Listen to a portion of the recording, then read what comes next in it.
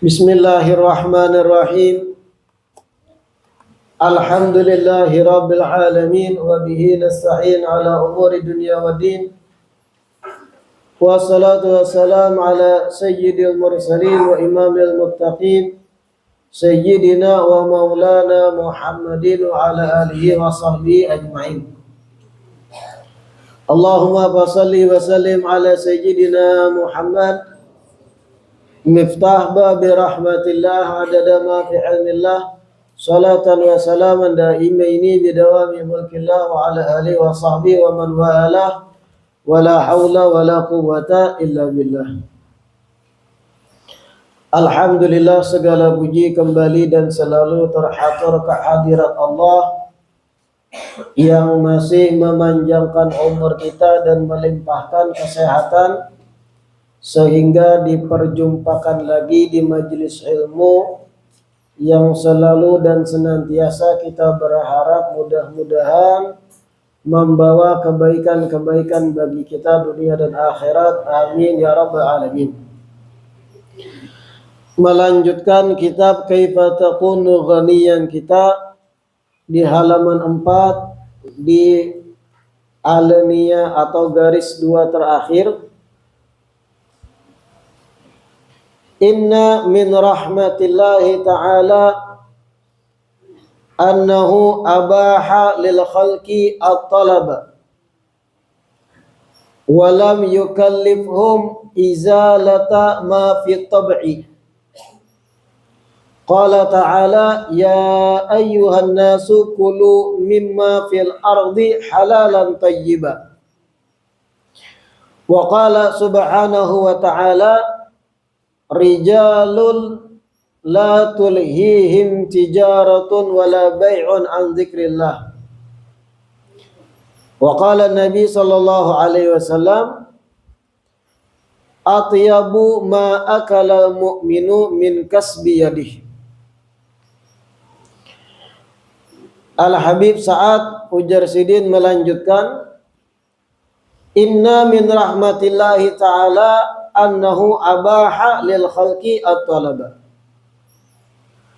Termasuk bentuk kasih sayang Allah Ta'ala adalah Allah membulihakan bagi makhluk untuk mencari rezeki. Walam yukallifhum izalata ma fi tab'i. Dan Allah tidak memaksakan kita untuk menghilangkan apa yang sudah menjadi bagian alami dalam diri kita. Allah tidak memaksakan kita untuk menghilangkan apa yang sudah menjadi hal yang alami ada pada diri kita. Nah, ini maksud Sidin ini, ujar Sidin, termasuk daripada kasih sayang Allah bagi kita hamba-hamba Allah, bagi kita orang Islam. Di dalam aturan syariat kadada larangan kita itu mencari rezeki. Dalam arti kayak ini, kadada larangan bagi siapapun umat Nabi ini untuk berusaha mencari rezeki. Hanya saja diatur, diarahkan mana yang boleh, mana yang kada boleh caranya. Begitu pula contoh lain. Di dalam syariat Islam kita kada dilarang secara total untuk menikmati hubungan badan. Hanya saja Islam mengatur dengan siapa boleh, kapan waktunya, dan bagaimana caranya. Ini yang dimaksud walam yukallifhum izalata ma fi tab'i. Aturan Islam ini kada memaksa kita untuk menghilangkan sifat-sifat asli manusia. Sifat asli manusia tuh pasti hendak berkembang biak, pasti hendak kawin. Sifat asli manusia itu natural, katujuh bertukar, memiliki barang yang baru, memiliki hal-hal yang bagus. Itu natural dalam diri kita tuh ada. Nah, Islam kadang melarang untuk kita menyalurkan keinginan diri nang natural tadi. Kadang melarang total, tapi mengarahkan mana yang boleh caranya, mana yang kada boleh. Bayangkan seandainya agama Islam ini aturannya siapapun yang memeluk Islam dan hendak masuk surga seumur hidup kada boleh kawin. Seandainya tuh. Pusing kada bian? Pusing. Tapi Islam kada menyuruh kita menghilangkan sifat natural yang ingin berkembang biak, dibolehkan, cuma disalurkan caranya dengan halal menikah. Nikah pun ada aturan, 2 saksi walinya yang menikahkan. Dan si perempuan ini kosong, bukan istri siapapun. Kada terikat perkawinan dengan laki-laki lain. Kemudian pian menikahi dengan bayar mahar, ada aturan. Setelahnya silakan berkembang biak ya. Begitu pula dalam hal bercari, agama Islam kadang melarang kita untuk apa? Menikmati hal-hal yang kita ketujui, semisal makanan nyaman, hal-hal yang bagus dipandang mata, kemudian hal-hal yang menghimungi hati, kadang melarang total, itu memang natural ada di dalam awak kita. Tapi hanya saja diatur. Cara memperolehnya kayak apa? Begawi dengan cara yang halal. Kada boleh mencuntan, merampok, mengambil hak orang, kada boleh. Kada boleh menipu orang demi melancarkan keinginan diri, hendak bisi barang itu, ini dan yang lain. Diatur. Qala ta'ala, Allah berfirman, ya ayyuhan nasu kulu mimma fil ardi halalan tayyiba. Allah berfirman, wahai manusia, makanlah dari apa-apa yang ada di bumi, halalan tayyiba, yang halal dan yang baik. Nah, secara kada langsung tersirat diatur yang halal dan yang baik. Wa qala subhanahu wa ta'ala, di ayat lain Allah berfirman, rijalun la tulhihim tijaratun wala bai'un an dzikrillah. Ini ketika Allah mengisahkan hamba-hamba yang bertakwa, hamba-hamba yang dikatujui oleh Allah. Rijal, sekelompok orang, la tulhihim tijaratun wala bai'un an dzikrillah. Yang mana sekelompok orang yang diketujui Allah itu, perdagangan dan jual beli mereka tidak melalaikan mereka dari mengingat Allah. Siapa mereka? Rijal, sekelompok orang yang diketujui Allah. Mereka orang-orang yang berdagang, melakukan jual beli, tapi hal-hal itu kadang melalaikannya dari mengingat Allah. Nah, ayat ini ujar ulama jelas-jelasan menjelaskan bukan berarti seorang wali itu kada boleh berdagang. Bukan berarti seseorang yang kalau hendak mendekatkan diri pada Allah kada boleh berusaha. Buktinya di ayat ini ujar Allah, rijal, anggap kelompok wali-wali Allah. Mereka kada dilalaikan dengan perdagangannya dan jual belinya. Tetap mereka berdagang, tetap berjual beli, hanya saja bedanya perdagangan dan jual beli yang dilakukan mereka kadang melalaikan untuk mengingat Allah. Tujuannya karena Allah. Tatap artinya berusaha. Tatap berdagang, tatap jual beli. Jangan pian berpahaman apabila seseorang itu hendak menuju Allah, menjadi seorang kekasih Allah, menjadi seorang wali, maka ia harus berlepas diri total dari berusaha mencari dunia. Itu ujar pian. Kada kaya itu konsepnya, kada syarat itu. Berlepas diri dari ikhtiar. Bahkan berapa banyak wali-wali Allah itu yang disebut di tarajim, manakib-manakib, mereka tuh ada yang bisi toko, ada yang bisi usaha. Sayyidina Abu Bakar Siddiq bisi toko banyak, ada usaha. Padahal Sidin paling tingginya derajat umat Nabi dibanding para wali, gutub dan sebagainya. Jadi jangan mengolah syarat seorang. Tuan gurunya masih beurus dagangan dunia, baru kada kawa diikuti Sidin tuh. Nah, bahaya biar gitu. Siapa yang mensyaratakan harus berlepas dari usaha siapa? Allah aja dalam Al-Quran mensifatkan kekasihnya orang-orang yang kada dilalaikan oleh dagangannya dan jual belinya. Artinya masih berdagang. Tapi dicintai Allah. Catatan pentingnya, kada melalaikan mereka dari mengingat Allah. Nah itu. Wa qala Nabi sallallahu alaihi wasallam, atyabu ma akalal mu'minu min kasbi yadih. Nabi sallallahu alaihi wasallam bersabda, makanan yang paling baik yang dimakan oleh seseorang yang beriman, makanan yang paling baik yang diperoleh oleh seseorang yang beriman, min kasbi yadih, yang berasal dari usaha tangannya langsung. Makanan yang paling baik yang diperoleh seseorang yang beriman, min kasbi yadi, yang langsung dari tangannya. Nah ini penjelasannya banyak.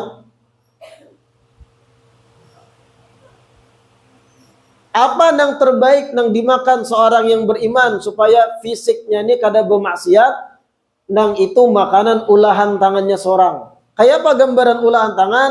Contoh, inya nang berisi ladang tanah, inya nang bercocok tanam langsung, inya yang panen pakai tangan, kemudian yang dipanen itu dimakannya langsung dari tangannya. Itu yang paling jelas status halalnya.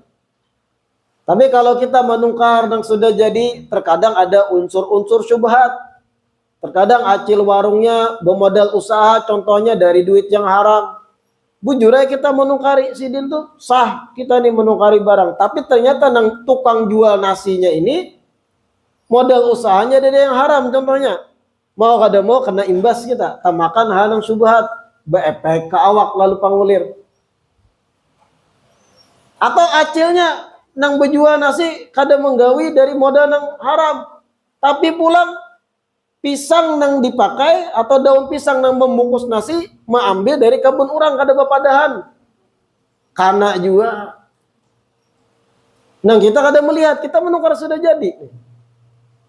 Atau kada nang kulit pisangnya, ternyata apa? Haruan nang dijual acil nang Sidin pun menukar dari orang lain nang menjuali haruan harau dapat di pahumaan orang kada bapadah. Kada tahu kita, kada melihat langsung. Sehingga terkadang ada unsur-unsur nang syubhat masuklah ke awak kita. Lalu pangulir ibadah, pangulir menggawi ketaatan, sembahyang kolir, badikir ngantuk. Lalu jar Nabi, makanan terbaik yang diperoleh seseorang yang beriman min kasbi yadih, nang dari gawian tangannya seorang. Inya melihat proses. Tanah pun seorang yakin. Bibit inya pun seorang. Kemudian inya tanam, inya besarkan, inya sirami, inya tumbuhakan, lalu dimakannya langsung. Lebih jelas statusnya, itu yang dimaksud. Fakana dzalika dalilan ala ma dzakarna min ibahatil harakati fi talabi rizki. Wa anna mutaharrika fi talabihi la yatanafa ma jaa fi kitabillah wa sunnati rasulih wa makana alaihi akabirus sahabati radhiyallahu anhum. Ayat-ayat tadi dan hadis ini adalah dalil atas apa yang telah kami sebut Jarsidin, yaitu dibolehkannya kita beraktivitas bercari rezeki. Yang tadi ujar Allah, ya ayuhan nas kulu mimma fil ardi halalan thayyiba. Makanlah wahai manusia apa-apa yang ada di bumi yang halal yang baik. Dalil berarti Allah menyuruh kita berusaha makan.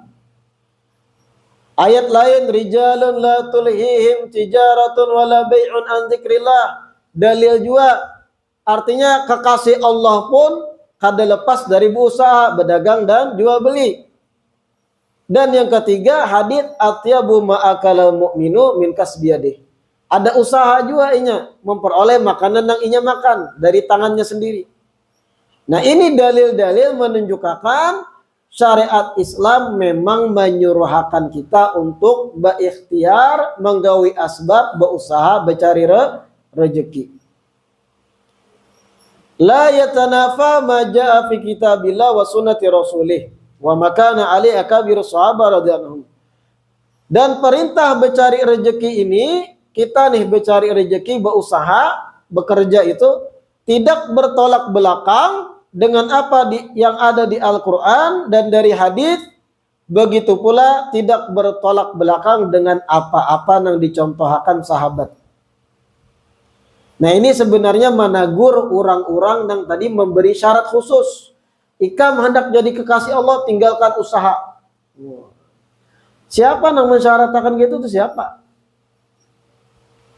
Kalau ikam hendak bujur jadi wali Allah, kekasih Allah, jalan menuju Allah sebuting apa? Jangan begawi, jangan bekerja, ujarnya. Dari mana syarat itu? Sedangkan perintah bekerja ada, ayat-ayat tentang kekasih Allah, tetap berdagang, jual beli dan yang lain. Tidak bertolak belakang dengan Quran, begawi itu tidak bertolak belakang lawan hadis, dan kada bertolak belakang juga dengan apa yang dicontohkan sahabat-sahabat. Sahabat-sahabat Nabi, orang-orang yang dididik Nabi langsung, alam pada wali lagi. Bagaimana sahabat kehidupan mereka? Berusaha. Nah, ulun ingatkan lagi, jangan ada kesimpulan yang gegabah. Amun hendak jadi wali, kada boleh berusaha. Ada tuan guru beisi usaha, disambati, wah berarti sedang kada yakin masih Allah Ta'ala. Kada kayak itu. Terkadang keluar kalimat yang itu, ulun dengar. Amun tuan gurunya masih ada usaha, bisi toko berdagang, berarti kada yakin masih rezeki sidin tuh. Wah, ikam bisa lah baca kitab kuning. Ini mesti menyambati tuan guru. Nah, paham tak? Kada bertolak belakang jadi sedih. Walihada faman kanat harakatuhu fi talabi rizki ala ma wasafna min iqamatil haq wal wuquf an tajawuzil hudud wa tashihil wara'i fil matjar wa fis sina'at wal hiraf al mukhtalifah kana bidzalika muti'an lillahi ta'ala wa mahmudan inda ahli ilmi wa man khalafa syai'an mimma sabaqa dzikruhu fata'adda fil harakah wa takhallafa amma yajib alaihi min husnil muamalah ma'allahi wa khalqihi kana bidzalika 'asiyan lillah wa madmuman inda ahli ilmi. Oleh karenanya jersidin kesimpulannya, siapa orang yang gerakannya di dalam mencari rezeki, aktivitasnya dalam mencari sesuai dengan apa yang kami sifatkan sebelumnya, yaitu melalui cara yang benar dan menahan diri dari melewati batasan-batasan yang sudah dibatasi syariat, dan inya berusaha sambil memperhatikan kehati-hatian dalam berdagang. Begitu pula dalam mengolah sesuatu yang hendak dijual, inya hati-hati, atau inya berhati-hati ketika berprofesi kerjaan sesuatu. Maka orang tersebut yang di dalam kerjaannya kada bertolak belakang aturan syariat, orang tersebut dikategorikan muti'an lillah, orang yang berbuat taat pada Allah, wa mahmudan inda ahli ilmi, dan terpuji dalam sudut pandang ulama. Seseorang yang bekerja, entah inya karyawan, entah inya menjual jasa perbaikan, entah inya itu berdagang, entah inya itu pengusaha, selama dalam gawiannya tadi kada melanggar aturan syariat, betakun ini halal digawi, yang haram dijauhi, maka dalam aktivitasnya begawi mencari yang halal itu inya dalam keadaan muti'an lillah, berbuat taat pada Allah, wa mahmudan inda ahli ilmi, dan inya terpuji dalam sudut pandang ulama nang bujur. Asal dalam profesinya gawiannya tadi kada melanggar syariat. Niat kada berpengaruh kalau ternyata nang digawi jelas haram, ingatakan. Niat kada berpengaruh merubah sesuatu yang memang haram kemudian jadi baik. Contoh pian niat baik, ulun bib berusaha, kalau banyak berduit, niatnya duitnya gesan membangun pesantren. Nah, niatnya baiklah. Tapi usaha nang digawi berjualan khamar. Tapi usaha nang digawi berjualan minuman keras. Niat kada pengaruh, tetap haram itu haram. Karena dalam aturan syariat kada boleh berjual khamar, memudaratkan orang. Niat baik sudah dipakai. Kalau ulun dapat rezeki dalam usaha ini, contohnya ulun akan membangun musalla gesan masyarakat di kampung. Sekalinya apa usahanya? Menjual sate babi.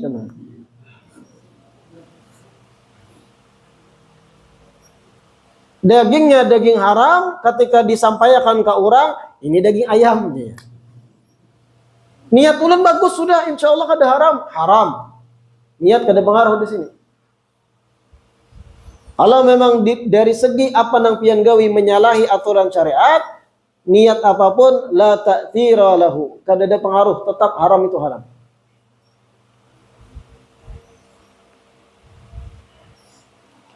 Paham itulah? Sama gambarannya mabuk. Kenapa ikan mabuk? Supaya ulun hilang pemikiran-pemikiran yang kada-kada. Niat ulun baik mabuk nih. Nangaran mabuk itu haram sudah. Ada kawan niat kada pengaruh di situ. Wa man khalafa syai'an mimma sabaqa dzikruhu fata'adda fil harakati wa takhallafa amma yajib alaihi min husnil muamalati ma Allah wa khalqihi kana bidzalika 'asiyan lillah wa madmuman inda ahli ilmi. Siapa orang yang inya mencari rezeki tetapi bertolak belakang dengan aturan yang sudah disebut sebelumnya, artinya limpat melewati batas dalam mencari, melanggar aturan syariat, inya mencari yang haram dijual, gawian yang haram dikerjakan, dan inya ketika bermuamalah dengan makhluk caranya salah, menipu, apa yang dijual kada dipadahi aibnya contohnya, kana bidzalika asyan lillah wa madmuman inda ahli ilmi, maka aktivitasnya mencari duit tadi itu dalam bentuk inya bermaksiat pada Allah dan inya terhina dalam sudut pandang ulama. Bekerja tapi cara kerjanya salah. Berdagang contohnya tapi yang didagangkan haram. Berusaha tapi usahanya haram. Apapun yang inya kerjakan, inya bekerja dalam yang haram itu, detik-detik yang inya lewati dalam keadaan maksiat pada Allah. Madmuman inda ahli ilmi, dan inya hina di mata para ulama. Wa taqidan ala ma sabaq fa mahmud min al harakah fi talab rizqi iqamati ta'a lillah subhanahu wa ta'ala fil harakah wa taharril muwafaqati li syar'illah subhanahu wa ta'ala fiha wal wuquf 'inda al hudud syar'iyyati hatta yakuna mawsufan bil wara'i wal kasbil halali. Fa idza aqama bidzalika ala syara'itihi al madhkura anifan kan hadhihi hiya al harakatu mahmudah allati abahaha Allah azza wa jalla wa yuthibu 'alaiha. Nah, ini Sidin mengulangi pulang. Takidan ala ma sabaq. Ujar Sidin lebih menekankan lagi apa yang sudah dijelaskan sebelumnya. Yang terpuji dari aktivitas seseorang mencari rezeki itu adalah manakala inya bekerja sambil iqamati ta'ah lillah, menggawi ketaatan pada Allah. Wa taharril muwafaqah li syar'illah, dan di dalam usahanya inya sambil mencari jalan yang sesuai aturan syariat Allah. Dan inya stop kada melanggar batasan-batasan syariat, sehingga inya pun bersifat hati-hati dan usahanya halal. Kalau itu inya jalankan sesuai syarat-syarat yang disebut, maka aktivitasnya dalam mencari disebutlah aktivitas yang terpuji, yang dibolehkan oleh Allah dan diberi pahala. Pada intinya seseorang yang begawi berusaha itu sesuai aturan syariat, tidak hal yang dilanggar dari aturan syariat dalam usahanya, itulah orang yang dapat pahala dalam begawi maksudnya. Sebaliknya orang yang berusaha ada pelanggaran hukum Islam di dalamnya, maka usahanya itu dapat dosa walau menghasilkan rezeki. Wa minal harakat al-mahmudah fi talabi rizki ma huwa arfa'u fid darajah wa a'la fi rutbah wa huwa sa'yul insan wa harakatuhu fi talabi rizki al-halali liman tajibu alaihi i'alatuhu wa man nadabahu syari'u ila al-qiyam bihim wa farada alaihi al-qiyama bi umurihim minal aba wa ummahat wal azwaj wa sigharil aulad alladzina hatha syari' ala qiyam bi umurihim wa ja'alahu wajiban wa yutibu alaihi wa ja'ala ihmalahum ma'siyatan yu'aqabu alaiha. Dari sekian banyak bentuk bekerja itu, ujar Sidin, dari sekian banyak gambaran orang mencari rezeki halal, ada yang lebih tinggi derajatnya dari yang lain. Dari sekian banyak gambaran orang berusaha mencari yang halal, ada di antara usaha-usaha tersebut arfa yang derajatnya di mata Allah itu lebih tinggi. Apa? Manakala seseorang berusaha mencari yang halal, tujuannya untuk menafkahi orang-orang yang memang inya wajib nafkahi. Seperti kuitan yang sudah tua renta, menafkahi mama yang sudah tua renta, dan menafkahi istri dan anak-anak yang masih kecil. Nah ini ketika seseorang berusaha, bekerja, mencari halal, tujuannya memakani orang-orang tadi yang wajib inya nafkahi, maka usahanya ini lebih tinggi derajatnya dibandingkan orang yang mencari halal, tapi tujuannya gasan dirinya seorang. Kan ada orang yang berusaha tujuannya gasan dirinya seorang, gasan menabung, gasan menyugihakan dirinya seorang.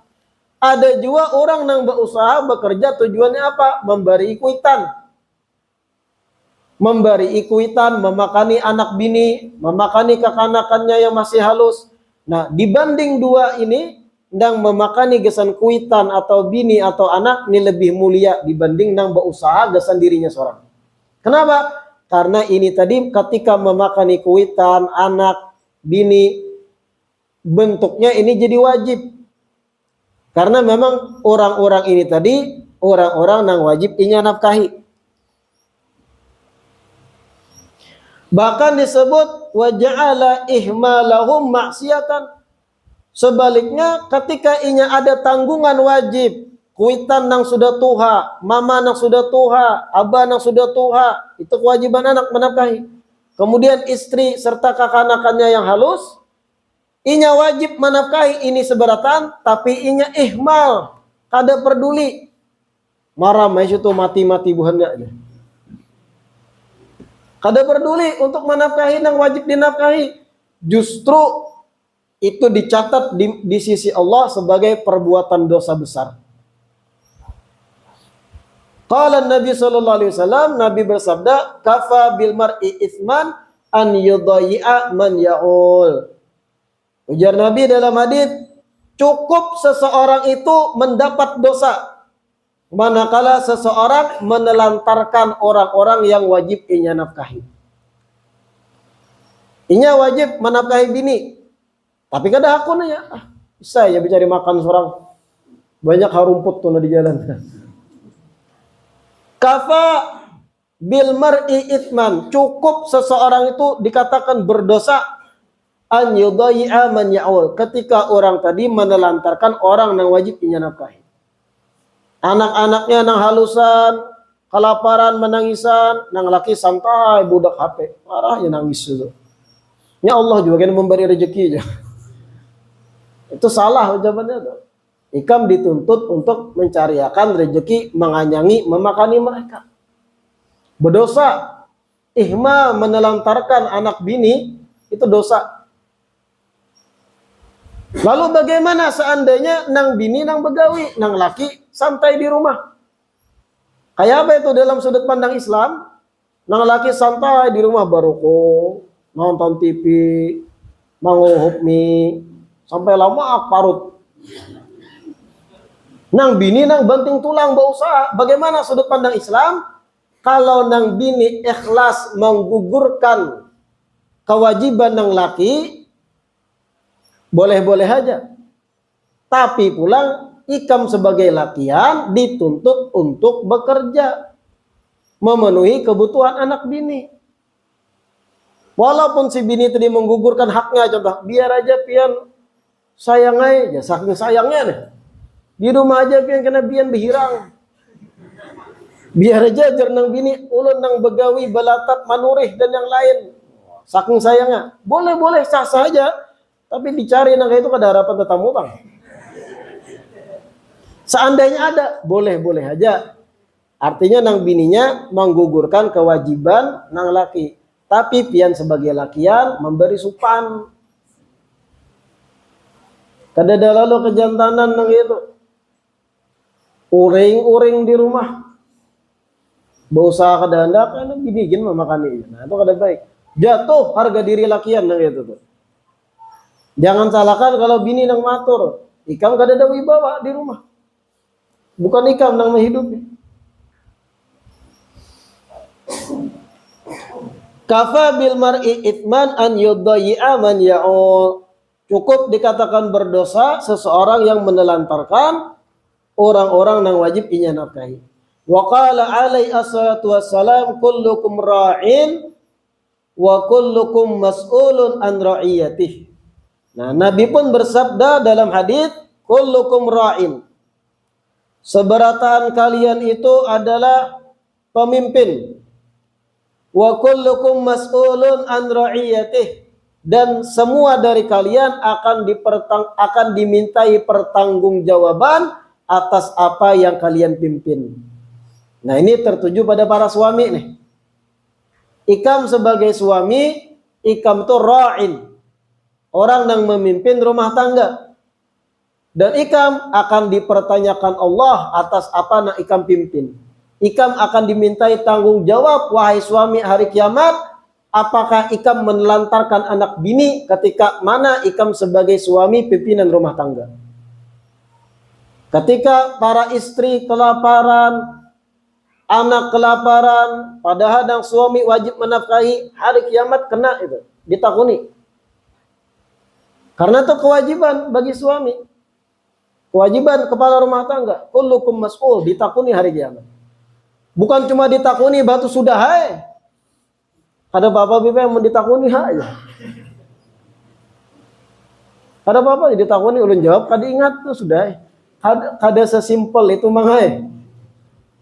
Ketika manakala pian kada kawa sanggup menjawab sesuai apa yang dikehendaki Allah, siksa menanti. Neraka menghadang. Naudzubillah min. Nah, menelantarkan anak bini kada makan dosa suami. Urusan menafkahi, memakani, mengenyangkan itu kewajiban. Kalau ditelantarkan oleh suami dosa. Namun juga sebagai seorang suami, fokus pian bukan hanya sekedar memberi makan juga. Jangan dikira kewajiban pian itu mencariakan rezeki, memakani aja, itu aja kewajiban. Ada di samping itu. Apa? Kewajiban untuk memberi ilmu, adab, aturan Islam, melajari kepada anak bini, itu bagian dari tanggung jawab pian. Nya banyak wah ini nih para suami itu nang dipikirkan kayak apa caranya kebutuhan anak istri itu terpenuhi, kanyang, happy dunianya. Urusan inya sembahyang kah nang bini, nang anak urusan paham kada itu baudu nang bujur, kada peduli. Yang penting nah rezeki bulan ini duit jajan di kam 3 juta sudah layani aku. Bulan kena kayak itu pulang nah 2 juta, nah 3 juta sudah. Urusan nang bini sembahyang kah, nang anak nih baudu bujur kah kada, itu yang penting aku mau makan aja. Salah juga nih. Bujurainya sudah menjalankan kewajiban memenuhi kebutuhan. Ada sesuatu yang lebih penting juga yang harus dipenuhi. Apa? Memahamkan anak bini akan kewajiban-kewajiban agama. Dan ini lebih dahsyat ditakuninya hari kiamat. Jangan dikira pian kada ditakuni itu sebagai suami. Jangan dikira karena yang ditakuni nafkah aja. Sudahkah ikam ketika jadi suami memakani anak bini? Sudah dong ya biar. Cukup di situ. Ada pertanyaan yang berat lagi. Bagaimana keagamaan istrimu? Bagaimana keagamaan anakmu?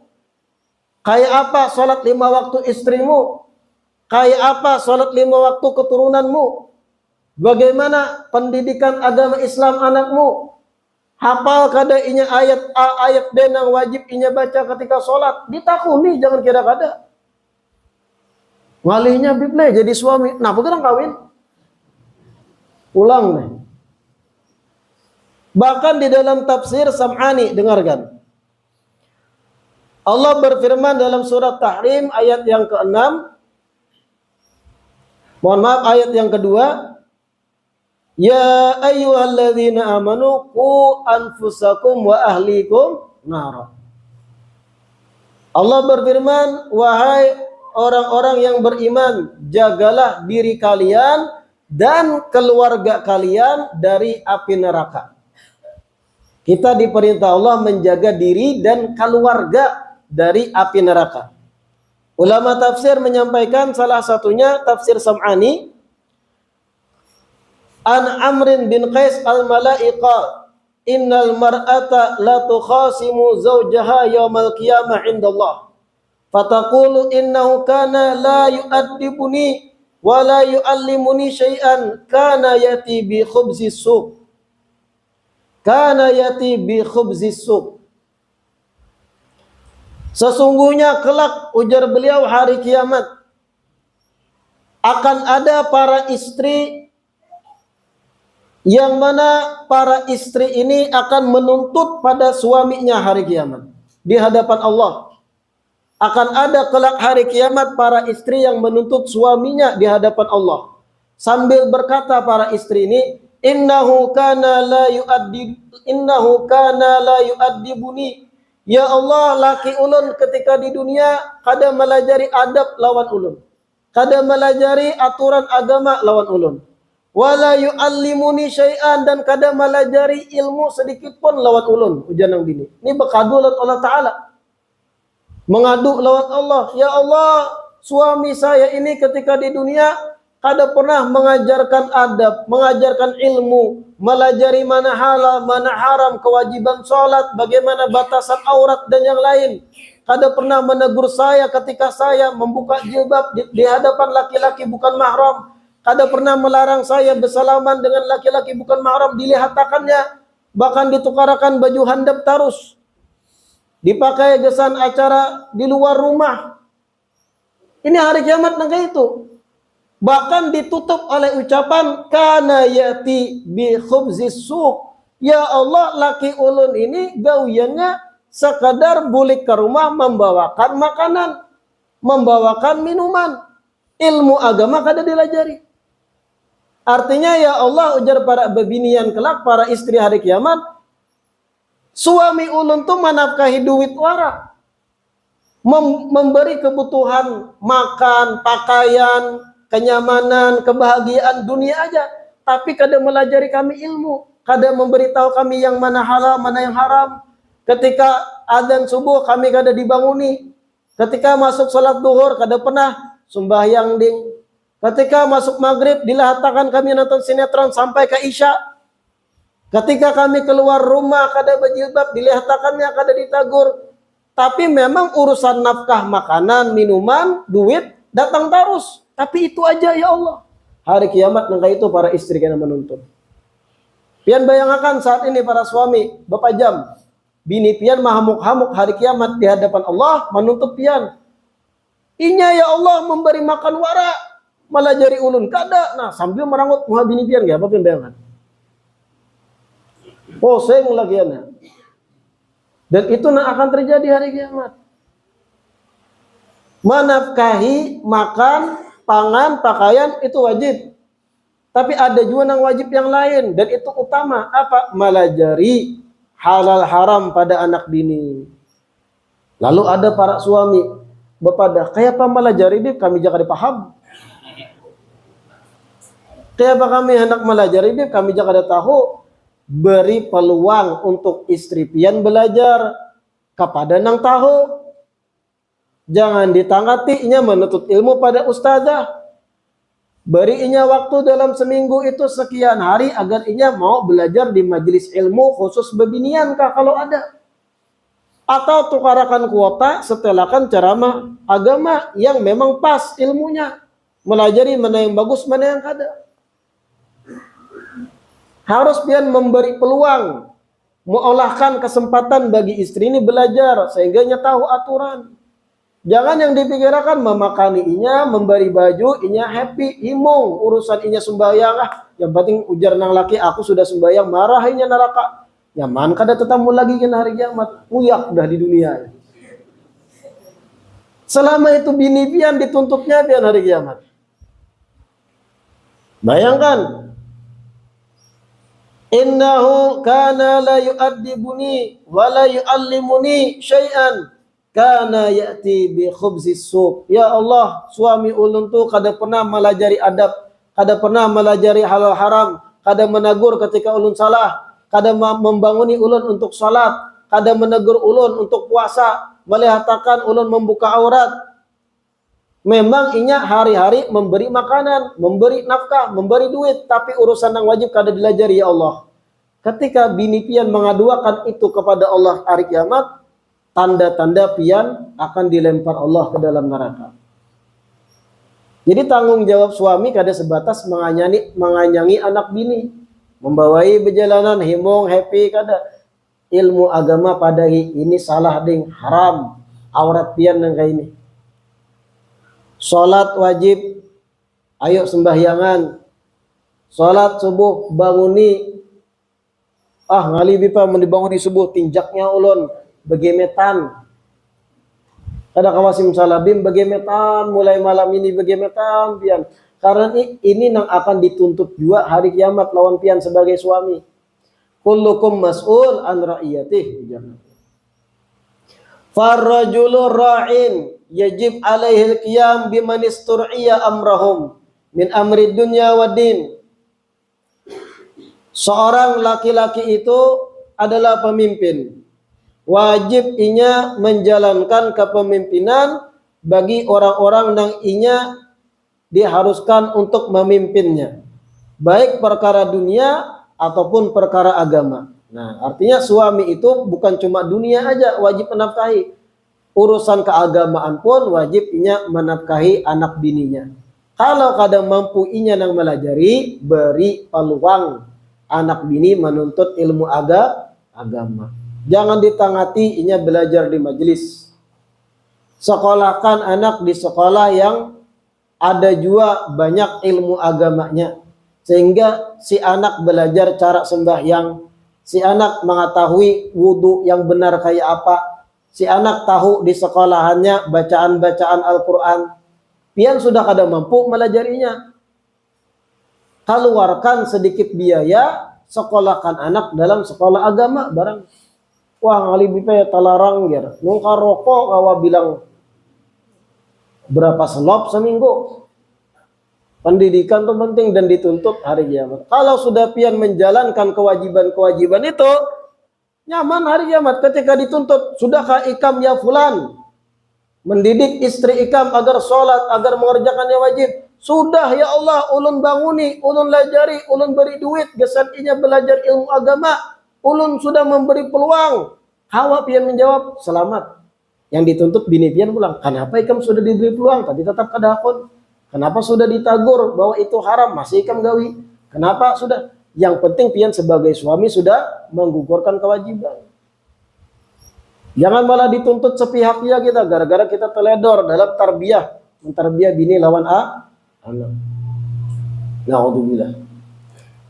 Wa hasilul qaul anal asla fil kasbi wat tijarah wal ibahah illa annahu qad yakunu mahmudan aw makruhan hasbal maqasidi wal athar al mutarattibati alaihi wa fima yali tabayyana dzalika bi ijaz. Maka khulasah atau rangkuman dari yang sebelumnya bahwa hukum mencari yang halal dan berdagang sebenarnya mubah. Hanya saja terkadang menjadi terpuji, terkadang menjadi sesuatu yang makruh, tergantung dari tujuan dan hasil-hasil daripada bekas apa nang inya gawi tadi. Artinya berdagang itu, berusaha pada dasarnya hukumnya mubah. Terkadang jadi pahala kalau dengan gambaran tadi sesuai syariat, tujuannya menafkahi yang wajib, jadi pahala. Hukum dasarnya itu mubah. Bisa jadi haram apabila ternyata usahanya itu haram dan yang lain. Nah, ini memang kitab Kaifa Takunu Ghaniyan kita ini di awal pembukaan ini masih seputar pembahasan mengerjakan asbab, bercari, berusaha seputar itu. Karena di 2-3 halaman berikutnya hanya masuk pembahasan amaliyah, hadith-hadith yang berkenaan amalan khusus agar memperlancar rezeki, ayat tertentu yang kalau diulang sekian ratus mujarab gesan memperlancar rezeki. Nah, itu kena dibahas selanjutnya. Cuman di awal ini Habib Sa'ad menekankan kepada pembaca dahulu bahwa berikhtiar itu penting dahulu. Jangan meninggalkan usaha. Artinya berikhtiar dulu sambil kena mengamalkan amaliyah yang kita kaji di halaman-halaman berikutnya. Di situ kalau sudah sempurna tegawi, ikhtiar jalan, amaliyah jalan, di situ rezeki akan lancar gitu. Memang dituntut harus menggawi asbab dahulu, berusaha. Bahkan dalam Al-Qur'an itu dalam surah Maryam, manakala Allah menceritakan Siti Maryam, wa huzzi ilaiki bijid'in nakhlati tusaqit alaiki rutaban janiyyan. Siti Maryam ketika melahirkan Nabi Isa alaihissalam itu kadada makanan, ibarat ngalih mencari makan. Lalu ada pohon kurma yang karing. Turunlah ilham dari Allah, wa huzzi ilaiki, wahai Maryam, goyangkan dahan daripada pohon kurma tersebut. Goyang pohon kurma itu. Wa huzzi ilaiki bijid'in nakhlah. Goyang pohon kurma tersebut. Tusaqit alaiki rutaban janiyya. Maka akan gugur, ujar Allah, buah-buah kurma yang sudah masak. Nah, ini dalil harus ada ikhtiar, ujar ulama. Padahal disebut dalam beberapa tafsir, pohon kurma yang diguyang Siti Maryam itu busuk, kering, mati. Kada mungkin berbuah. Artinya kada mungkin gugur kurma karena sudah mati. Tapi itu sebagian daripada anugerah Allah untuk Siti Maryam. Gugur juga akhirnya buah kurma gasan sidin makan, kemudian sidin kuat sigar lagi. Ujar ulama, seandainya Allah gugurakan langsung pohon kurma tadi, buahnya langsung berguguran tanpa harus diguyang, bisa aja Allah matur kayak itu. Allah Maha Mampu. Allah perintahkan guguram kurma di hadapan Siti Maryam, tinggal makan. Tapi ada perintah, huzzi ilaiki, guyang dahulu. Pada jelas-jelas nang diguyang ini kada mungkin berjatuhan karena kering. Perintah mengguyang ini pelajarannya gasan kita bersyariat dahulu. Hanya setelah bersyariat tawakal, Allah nang akan memberi keajaiban, menggugurkan rezeki bagi kita. Tetap harus berusaha. Kecuali pian wali jarulun. Orang istimewa di sisi Allah, bebaya mengangkat tangan apa nang dihendaki kabul. Nah, kayak itulah biar. Ada kita nih, orang awam kita. Jadi pakailah cara yang sudah dilajarakan Allah dalam Al-Quran untuk orang yang umum. Huzzi ilaiki bijid'in nakhlati tusaqit alaiki rutoban janiya. Wallahu a'lam. Insyaallah kita lanjutkan di pertemuan selanjutnya. Mudah-mudahan yang kita baca malam hari ini bermanfaat. Mudah-mudahan diistiqamahkan duduk di majelis ilmu. Mudah-mudahan Allah berikan kepada kita rezeki yang halal, rezeki yang lancar, halal, mudah untuk dihisab di hari kiamat. Amin ya rabbal alamin.